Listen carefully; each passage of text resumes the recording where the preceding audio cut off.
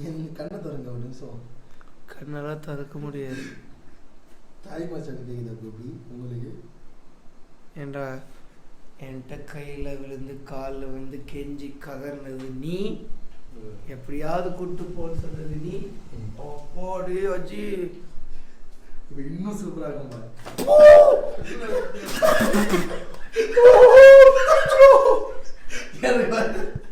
கொதிக்குதுரோ.